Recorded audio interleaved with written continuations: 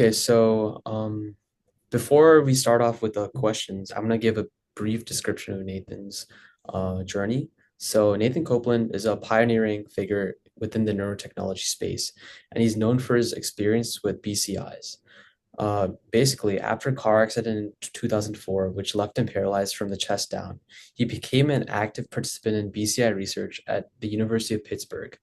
Here, he became the first human to have electrode arrays implanted in the sensory cortex, enabling him to sense touch via robotic prosthetics. Notably, he's used his BCI-controlled robotic arm to fist bump President Obama. Beyond his contributions to neurotechnology, Nathan is a neurotechnology consultant, artist, and avid gamer. He shares his experience and insights through his platform, BCI Can Do Better. And now we could get started. So, our first question is more about your journey and your background within the BCI and neurotechnology space. So, before your accident in 2004, what were your primary interests and aspirations, and how have they mainly evolved since that time? I mean, back then, I had just graduated high school, was super into anime and like metal music, science and tech. I really liked physics. I was enrolled at Penn State in a nanofabrication program. Um, and then that's still kind of been my main jam since then, uh, anime and science tech stuff. So, Yeah. Well, that's great that you're able to keep your passions continuing, like even though you dealt with that accident. It's actually really nice actually. And then you started BCI Can Do Better as well. You've improved on that and then grown your passion since then, which is really cool. Yeah. I guess yeah. So I guess jumping on the second question, which kind of like goes more into your experience with the BCI. Could you kind of like briefly describe for us your learning curve when you first began using the BCI kit? Because like you basically were like at the forefront of like using the technology in place. And what were some, I guess, unexpected challenges or surprises, if any? I mean, I would say there was definitely more like surprises than challenges. I was like really surprised at how just like intuitive control actually was. Um, it's one of those things like, you know, the researchers tell me this is how it's going to work. It's going to read your brain signals and send it here and blah, blah, blah. And I go, okay, like I believe in the science. Like I know what you're telling me is true. But then, like the first time I'm hooked up, which is like 1 week after implant. So I had like a week of recovery and then we went in. Like the very first day, even though it was like simple, a simple task, I was still able to control the robotic arm with like 2 degrees of freedom, so up and down and left and right. And so the way things progressed from there was just like slowly, but not like super slow. So like the next time we would have like forward and back, and then we might do that for a little while, like a week or so. I usually go in like 3 days a week for like 4 hours at a time. Uh, but so then like the next week we might start adding in like grasping the hand open and closed. And they always work to some degree. Like there's never like a time where I'm like, oh, I can't do it, it's too hard, and then like training montage and like it's been a month and I can suddenly do it. Um, I would actually say a lot of things that didn't work back in the day were actually on like programming side, just and just like not knowing, like you said, it was the forefront of all of it.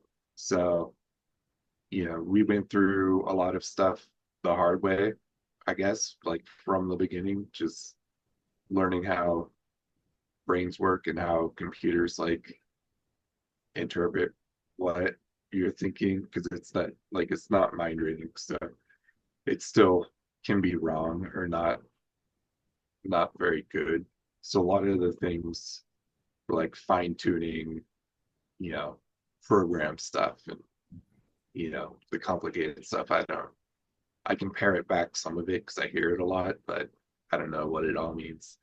Um, so yeah, and then the other super surprising thing was when they said, "Oh, we're gonna send a little like zap of electric straight into your brain, and you're gonna feel it on your hand." Um, that was another one of those things. Like, I believe you. Like, I know you're not lying. You're not wasting all this money to be like, "Oh, we got you." Like, it doesn't do that. Uh, so yeah, the first time I felt something, it was just like super amazing, and I don't know. Yeah. Yeah, Wow, that's actually really interesting actually, like thinking about like how like your brain actually gets like zapped with like any shock or any impulse, and then like being able to feel that in your arm is just like a whole other level of like the things that you could do with science and technology. It's just pretty cool, I'd say. but yeah. Yeah. And if someone's wondering, it's 100 microamps is the most they can do. So, Hmm. and then I can feel like sometimes on some electrodes, like all the way down to like 10 microamps. Oh wow. Okay. How It just, exactly would you describe this like sensation of touch like through your robotic prosthetic? Is it like the same as you used to feel like before your accident? I know that was a long time ago, but like if you could kind of describe it, like how would you um it's one of those things that um, it definitely isn't the same as like a normal intact sensation, but none of them have ever been like weird enough that I was like, that is not something that like I could have felt. Like each electrode that they can stimulate on, there's like 60 or 80, something like that. But depending on what electrode they stimulate on and the parameters they use, will change what the sensation is. And but all of the sensations are at like the base of my fingers. I don't know if you have one of the charts, but like P2, P3, it's like the pads at the base of your fingers, and a lot on my index knuckle. Um, and that's just all determined by where exactly the implants were like placed within sensory cortex. And so like the pretty standard kind of stimulation is at like 100 hertz.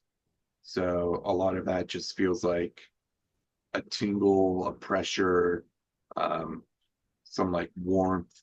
And then when they start doing stuff like 20 hertz, it starts feeling like tapping and that sort of thing.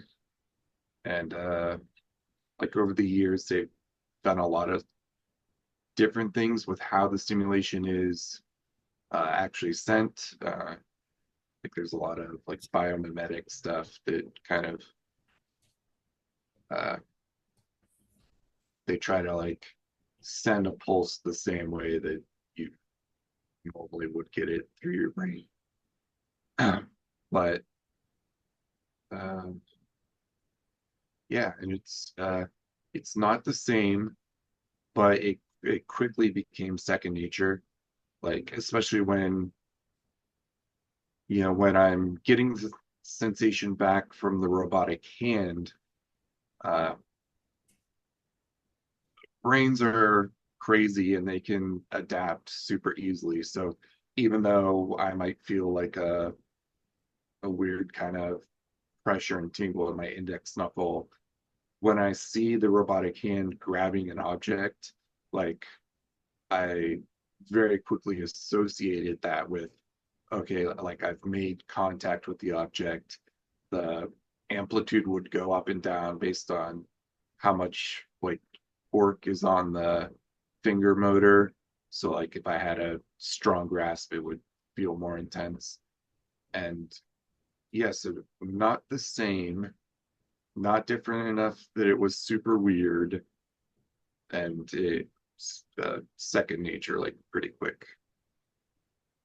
That's great. Yeah, I mean, it's also wonderful to hear that, when you actually experienced it. I mean, of course, like nothing is perfect from the start, but you were able to actually like feel enough similarity with the real hand and, like kind of like the grasp correlates with the sense that you feel on the robotic hand and all that, which is pretty nice actually. And, the science technology is improving, so hopefully we get things closer and closer, to the actual like hand and all the other like prosthetics. Yeah, I think even with just like the participants within the same study that I'm in that have been implanted after, like, I think, I was talking to Rob Gaunt, the one PI, and like just stuff like pre-surgery, like imaging and like the way electrodes are actually guided in, like during implantation,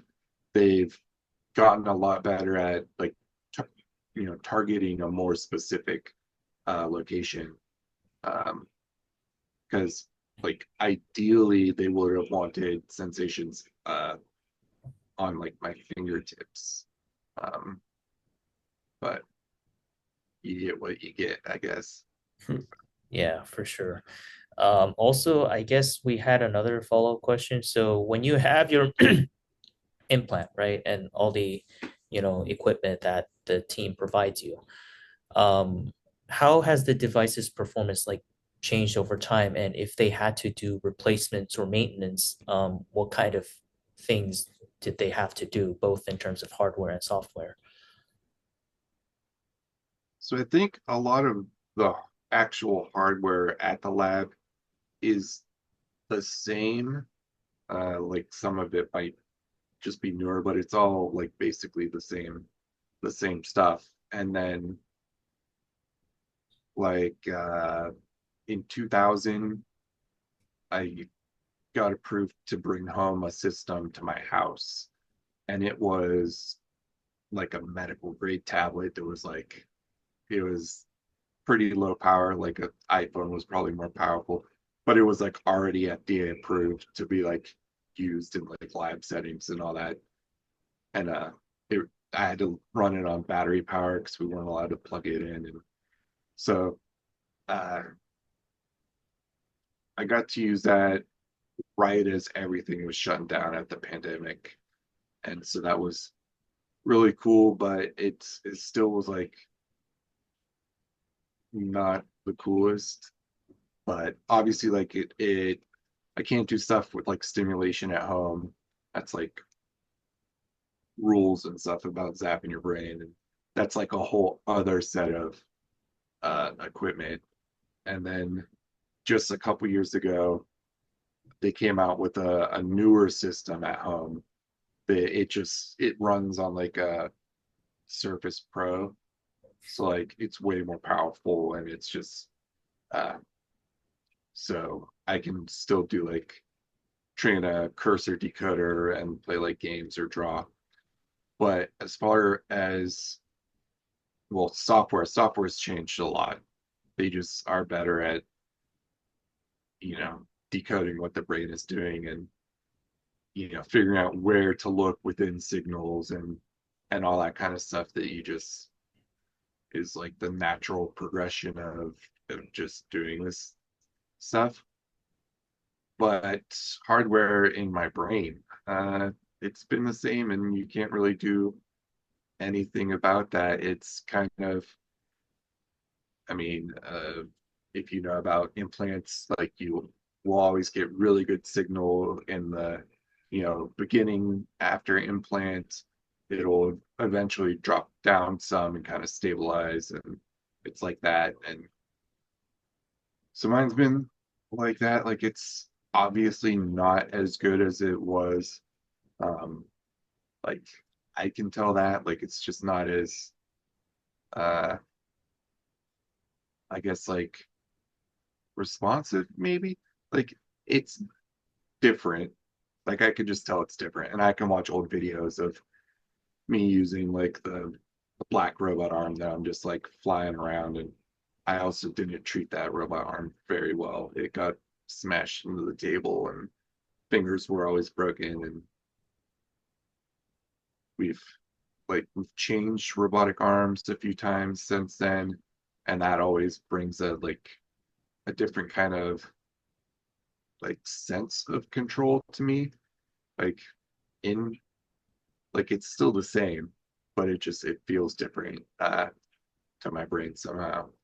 Um, the only thing that they have kind of been talking about maybe being able to fix is so on the top of the pedestals where the cables connect is just a bunch of copper pins and stuff, and just over time they've gotten worn down, so it gets harder to make a really good connection when you're connecting cables.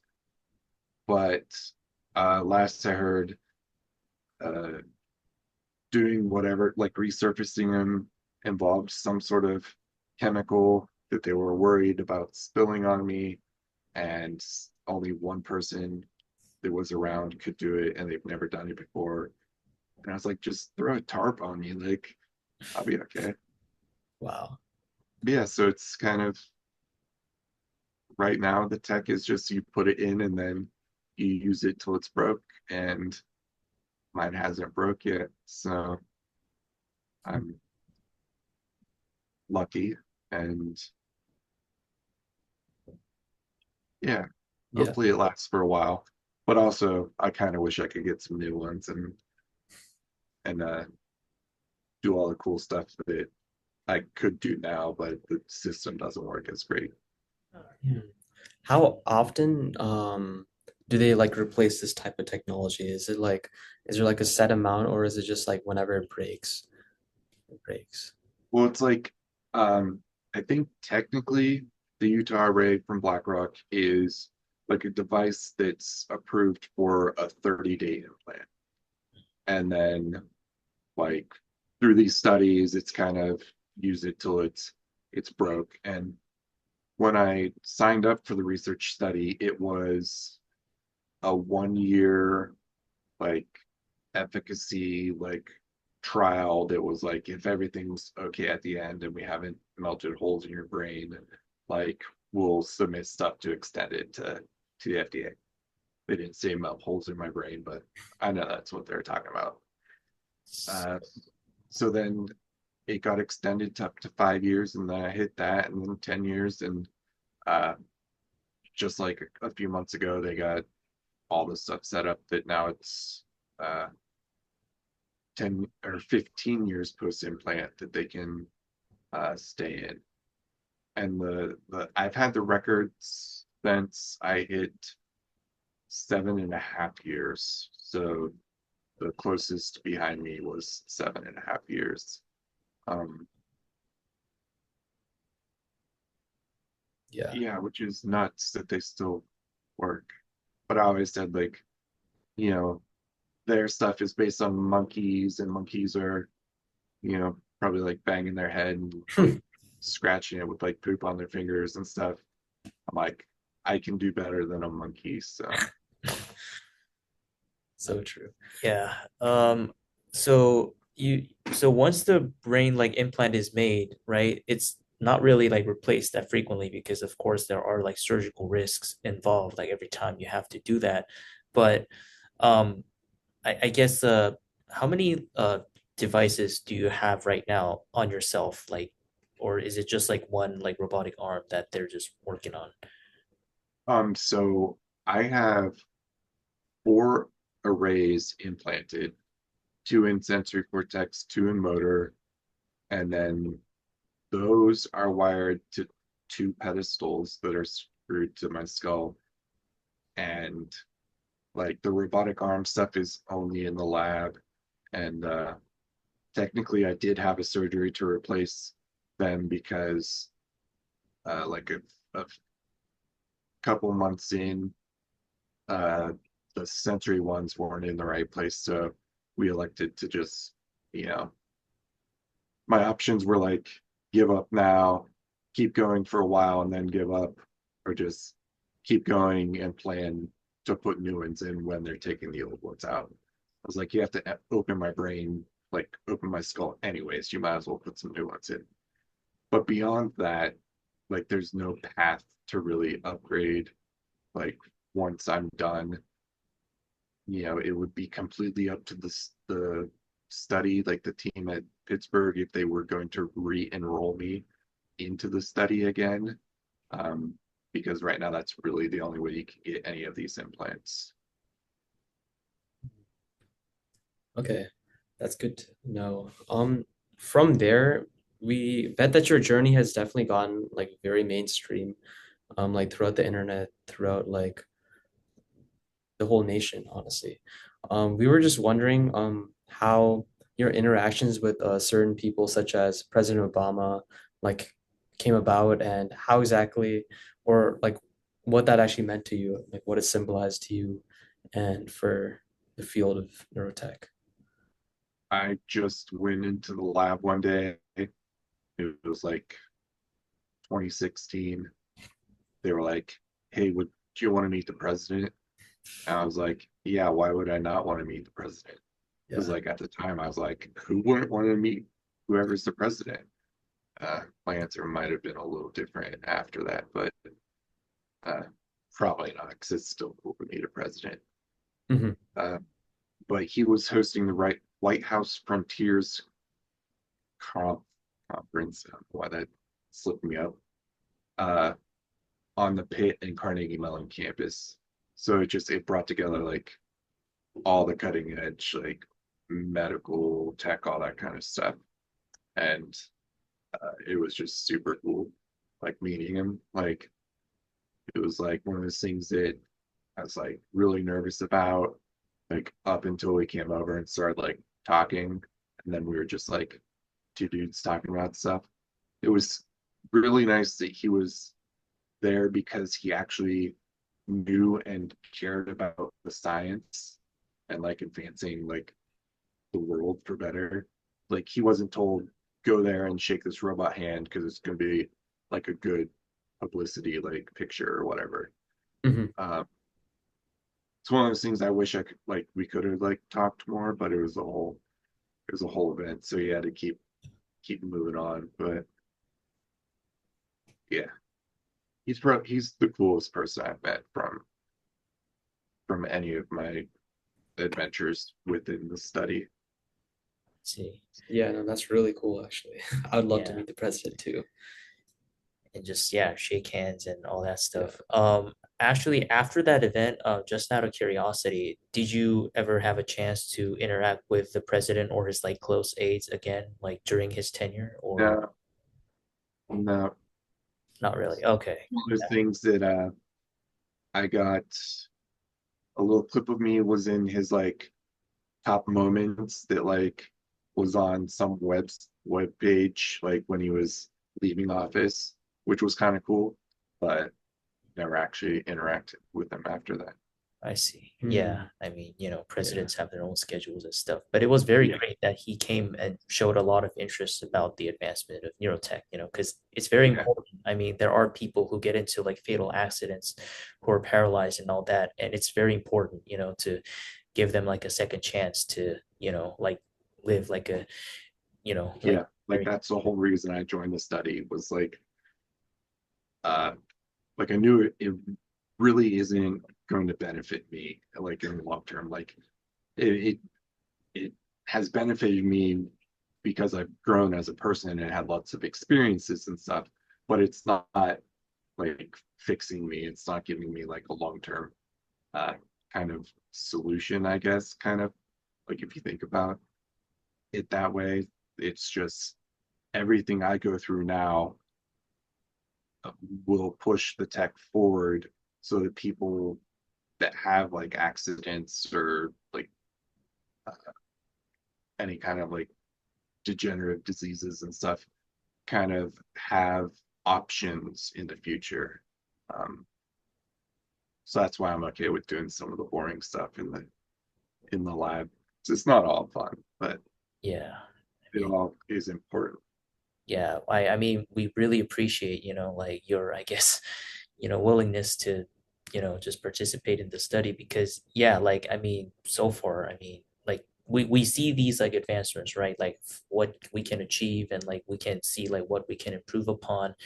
And, our club is also, part of the mission, right? We're just the next generation who's gonna improve upon the technology. So really appreciate that again. And as always, think I think the coolest part about that is how much technology like snowballs. Like like 10 years ago, we had no clue we were going to be at like Neuralink stuff, like implanted, wireless, like he can just use it whenever, wherever. Like, he compared it to, I don't know, whatever, Bluetooth or whatever. But, like he wouldn't have that, like they wouldn't be where they were at if I didn't go through all the stuff I went through. And then all the stuff that he goes through is going to mean the next person goes through even less of that stuff to where it's just going to be like a big old thing. yeah, definitely. Yeah. Yeah. And also we were kind of looking into, your activities and like, what you were passionate about. And um besides participating in the study, we actually also noticed your artistic endeavors actually, like BCI art. You made like NFTs. I think like it's up in your website for sale as well. And yeah, like we just wanted to kind of like learn more about those because it seems like, like that's also like something that is like really interesting and could like open like potential for like other like BCI artists, right? It's kind of like a new field. So I said I created a genre for right. like the cyborg art revolution or whatever.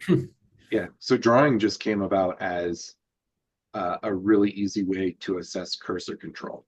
Mhm. Like, Yeah. if I'm doing, like, you can clearly see what I'm doing. And, the very first thing I ever drew, and drew is like a loose term because it was just a bunch of black scribbles. But, then it kind of progressed to, you know, shapes and things that look like things that are actually real. And uh, like we moved from using like a regular paint program to like a little kid's tux paint that was like, has like shapes and stamps and stuff. So that's where I got like the turkey I drew and the pig, and then moved on to like paint.net and now use GIMP. Uh, yeah, I drew a cat, first cat drawn by a cyborg, turned into the first NFT, main sold by a cyborg. And last week I launched it as a meme coin. So it's also the world's first cyborg launched meme coin. Wow. Um, uh, I just drag it all over the place. And if there's a world first I can do that's cool, like I'll do it just Yeah. um because it's cool. And uh yeah, art and games are things people are going to want to do with BCI. Like I once, some guy on Reddit like commented a bunch of stuff like, oh, you want to play games with it instead of like hugging your family and all this stuff. And I was just like, whatever, dude. Like that's the thing that brings people like happiness, like expression. Uh, especially if like say you were locked in, just being able to draw or like play Sonic the Hedgehog. I mean, that's got to be, you know, you can say life changing, but then we can't even imagine uh, how impactful stuff like that is. Um, yeah, I mean, No, people have that's been drawing on stuff for millennia or whatever, so yeah. it's going to be cool when people are drawing stuff with their brain all the time. I No, guess that's so true actually. Like, I think it's actually really nice that you guys have this technology nowadays to actually like do the things that you love to do. Even though without it you couldn't, So it's like really nice to have something like that. And not only that, like not only can it help you with your art, it could also help you with your gaming endeavors. So we were actually just wondering as well, like how did BCI impact your gaming experiences? And do you see it? Do you see BCI changing the future of gaming in any way? It definitely will. It's one of those things that I do have enough like on function that I can use like a arcade stick with like real big buttons, and like I could play Sonic the Hedgehog 2 and probably be better with a joystick, but it's way cooler to do it with my brain. Hmm. And that reason alone will mean lots of people are going to be playing games with their brain. And just yeah, and I mean stuff like eventually like haptic feedback stuff, like that's for sure going to be a thing. And just lots of people playing games with their brain just because it's an option, I guess. Yeah. That'll be really amazing to see. Actually, my roommate is also like playing this game. I forgot the name, but it's kind of like shooting game, and he's always complaining, oh, like, I wish I could like just I wish my fingers were faster, right? Because he thinks and then like it's like 0.2 seconds before like his action moves out, but like Yeah. that split second, like someone shoots you back or something. So it's definitely something like worth exploring personally as well. Um, I guess in that regard, since you see like the research development work done by the University of Pittsburgh, and also like you hear all the like different technologies. What were, I guess, like some of the like recent developments in the field of BCI that like excite you the most? Maybe like better haptic, maybe some breakthrough in like motor control, anything like that you've heard? I mean, wireless control is like the biggest thing that, you know, everyone has been just waiting for, like to be like the norm instead of, you know, when I started, we used like these really big gray like patient cables. They were like heavy and like clunky, and that is one of the hardware things to change. We moved to um, BlackArc being the Neuroplex E's, which are a little head stage that screws onto the pedestal, and then the cables are just like mini HDMI cables, so like way easier, way lighter. Um, uh, yeah, so wireless for sure. And then I think just what I want is more things to control with my brain. Like what like once the control is there and an option, like I want things to be made that could easily be like you like I want BCI to be like USB. Basically, you can plug it into whatever and control anything. But wireless is the thing I'm most like happy that came about. Yeah. No, I mean, technology is always changing, like you never know what's like going to be the next big thing within BCI. But what do you see as some of the possible future advancements within the space within like this next decade, let's say? Um, like I definitely want to see like more electrodes. Like, they're already like smaller, and there's stuff like mesh that like goes on top of the brain, and you know you're probably still always going to get the best signal if it goes into the brain a little, but I always wish I had just more coverage into more areas of my brain, just because like the more neural activity you can record, the more complex things you can do. Yeah. And so I think that would be awesome, especially if it can still stay wireless. Like, because I have these pedestals, and each one is wired to two, and I think they make one that can wire up to like four each. Um, but like that's still a lot of pedestals on top of your head that cables have to connect to. But yeah, more brain coverage. Um, like that'll for sure happen. And it's just crazy. Like BCI gets used for all kinds of things, not just like motor control and that. Like gets used for hearing and restoring vision, and like you can do all that with a Utah array. Mhm. Yeah. So yeah, that would be super cool. Yeah, definitely like, as we understand the brain better, we could like read more diverse signals and actually form like a more accurate map of the neural Yeah. circuitry. And from there, we could actually like do more like finer controls and more finer sensations, which is very exciting.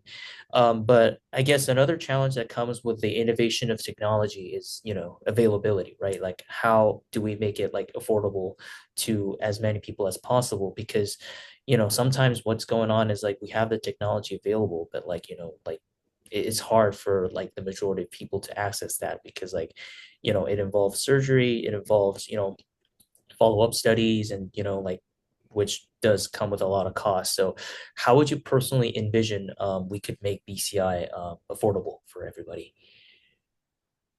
Like I have no idea. It's one of those questions no one can really like answer. And it is one of those things like the technology is here, but like people can't get it. Like right now it's so expensive. Like even if it was approved, like just to have one, no person would ever be able to afford it, like out of pocket. So then somehow you have to convince like insurance companies that it's worth their money to help someone out who still might not like insurance probably looks at stuff like, oh, is it going to get them like back into the workforce or something? Like, are we going to have to pay less medical bills if we do this procedure? And the answer is like, maybe not. Like, it might just be some, you know, more personal like autonomy, but they still like it might not be possible to like get a new job or whatever. And it's one of those questions I used to get asked a lot. Like, do you think BCI is ready for like the mainstream? And it's like I think the state of BCI right now is still at a point where it could impact a lot of people's lives in a really meaningful way. But you do have to weigh like risk of surgery and you need like caregivers that can like really be on top of like keeping the area clean and all that because risk of infection is still um, a big risk when you have something coming out uh, through your scalp and uh, yeah, it's not just an implant and then you forget about it. You need people to hook it up and people to set up the programs and stuff for you.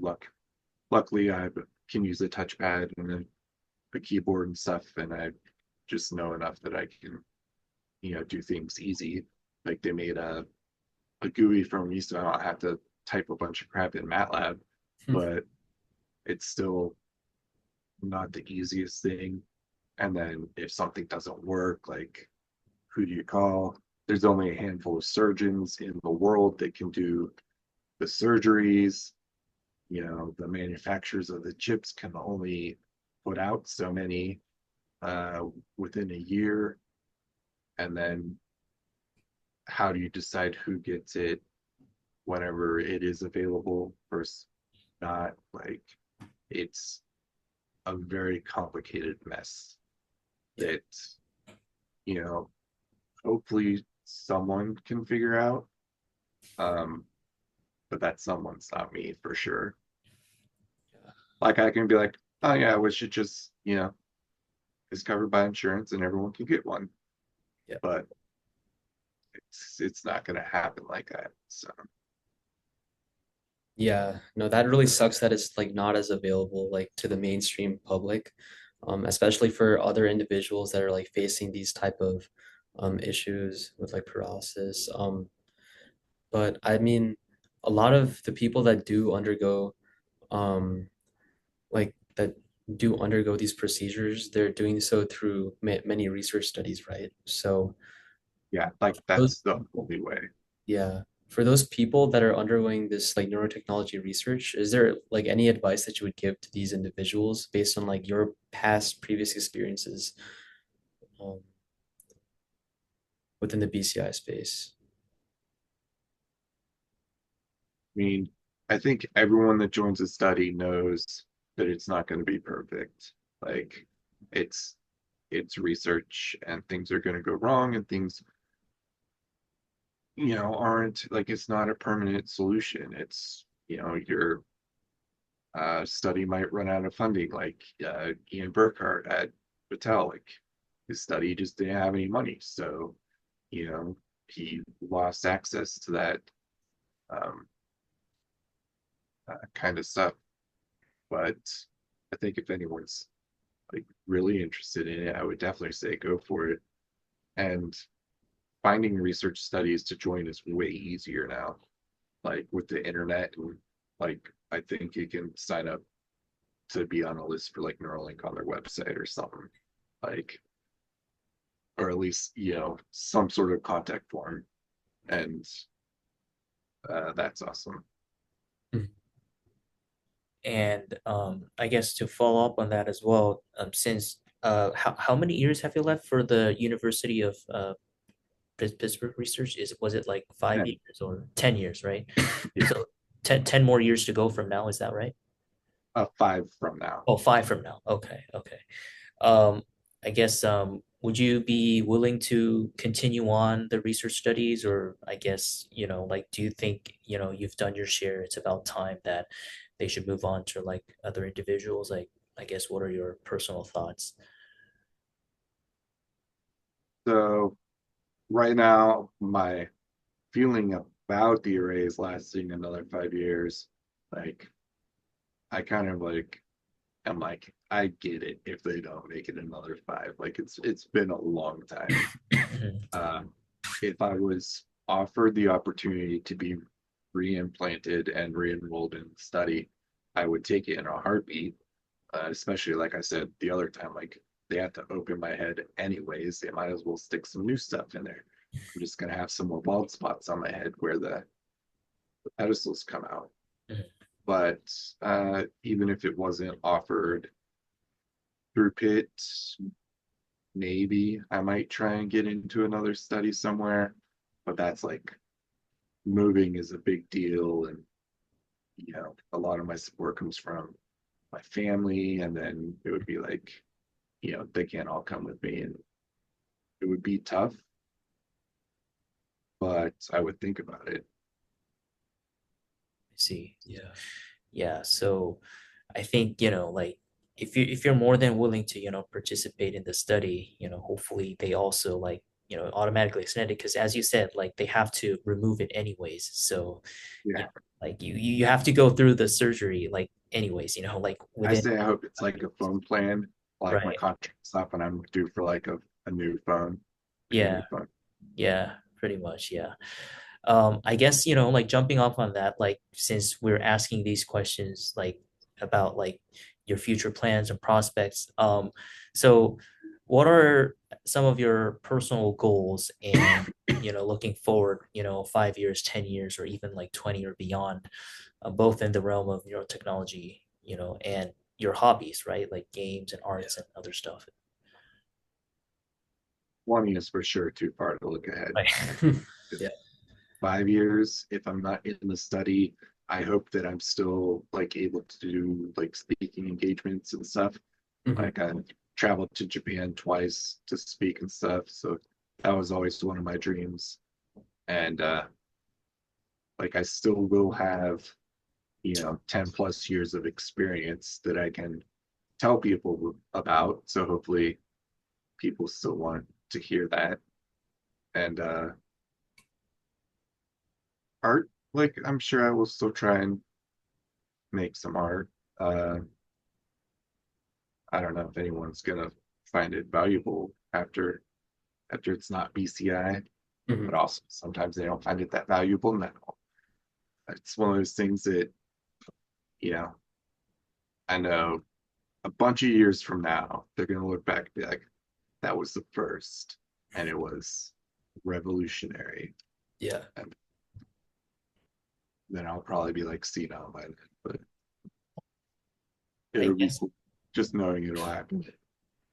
I guess there are always some founder effect in art. So I mean, like sooner or later, I think sometime, it'll pick it up, right? Because like there's always like something about like the first person to do this, the first pioneer.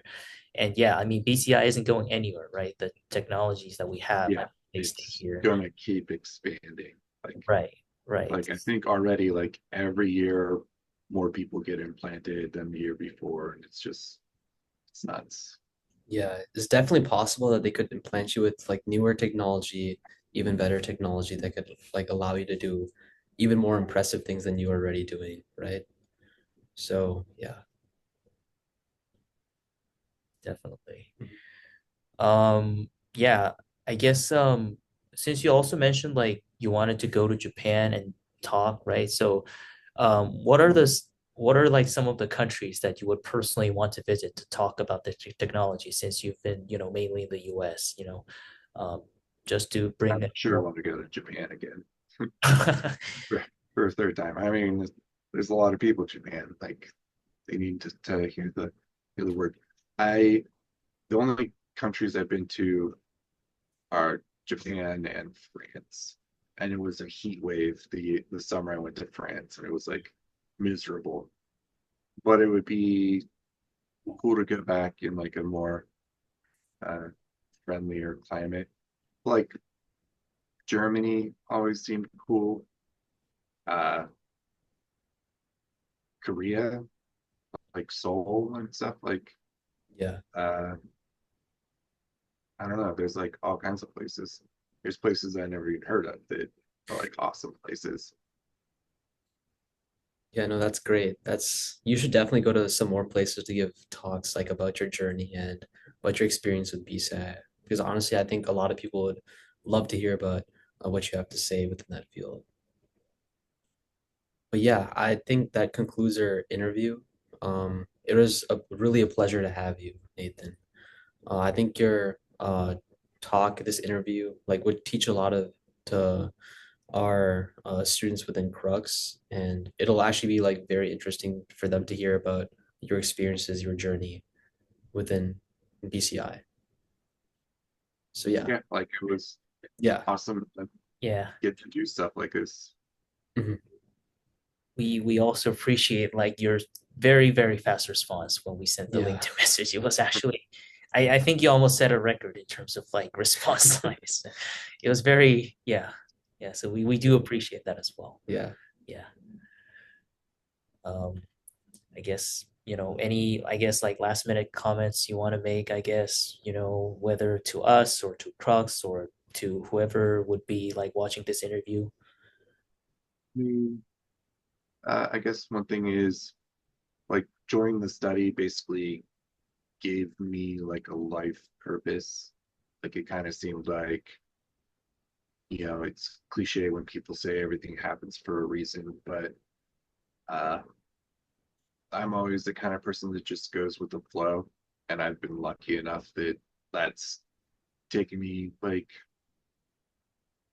to have a lot of like awesome experiences and make, cool friends and just meet awesome people. And uh, yeah, so I'm like super happy that I get to be part of it. Like definitely proud of,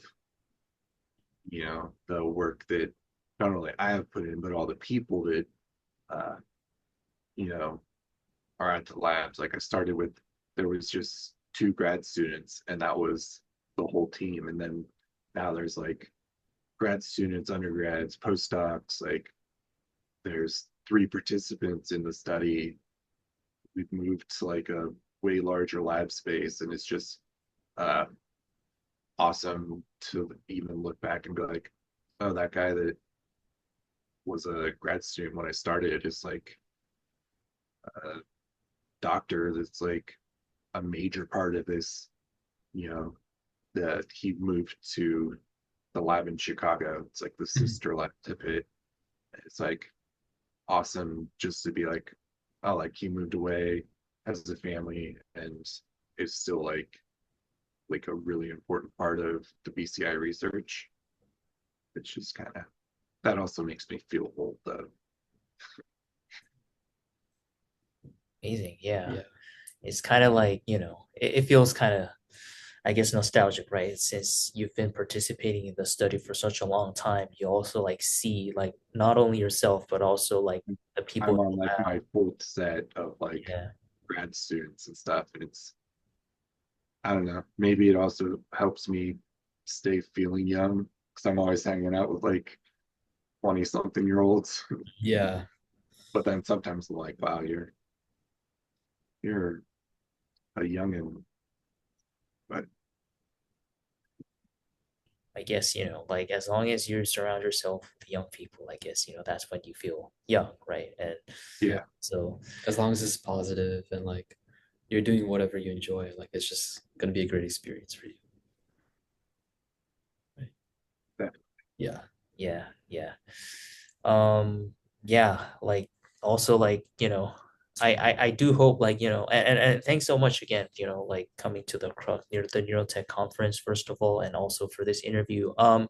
This will be published in our website first, and then we're gonna make a post about it in LinkedIn. If we do so, we'll let you know so that you can kind of okay, awesome. comment further and repost and yeah. Yeah. So thank you. Yeah. No problem. Thanks a lot. All Well, right, take it easy, guys. Yeah. yeah. Have a good rest of your day. Thanks so much, Nate. Bye. Bye bye. Yeah. See you.